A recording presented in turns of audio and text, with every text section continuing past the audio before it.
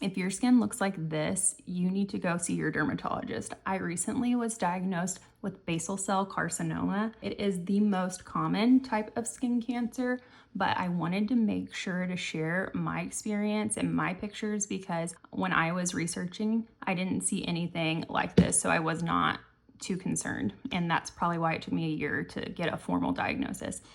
I had got my skin checked last year, and then about a month later, I started getting kind of just an irritated pore. It would scab up, but it would heal over. So I wasn't too concerned because I had thought skin cancer wouldn't heal at all. It would just stay a wound and stay scabbed and would not go away. This did go away. Also, you can see there's scar-like tissue around the area. This divot in my nose is where they did the biopsy. But I'm gonna put some pictures on the screen of what it looked like before my biopsy. You can see that it was just a little minor scab and it did heal.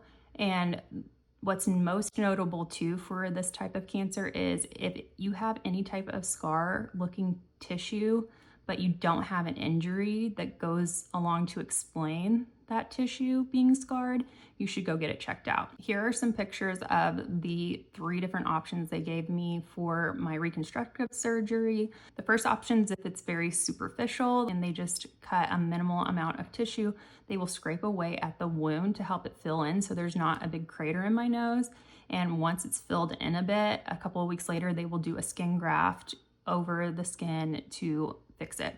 The second option is if they remove a little more tissue, they are going to have to cut into my upper nose and pull that skin down over the wound to cover it. And then the third option, if there's quite a bit of cartilage and tissue removed, they will have to use cartilage from my septum, and they'll also have to cut into my forehead to use that skin to cover my nose. Recovery, they said for like a week.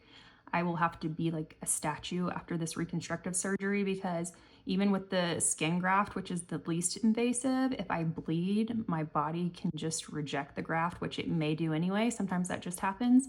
And I have to take it extremely easy. I hope this helps at least one person go to the dermatologist and catch this. This is a slow growing cancer, but the longer it's there, they explained it to me, it's kind of like a tree or a shrub or something like that. Like the roots can go down deep. So the longer it's there, it's going to infect more tissue and more cartilage and make it more difficult to remove and repair.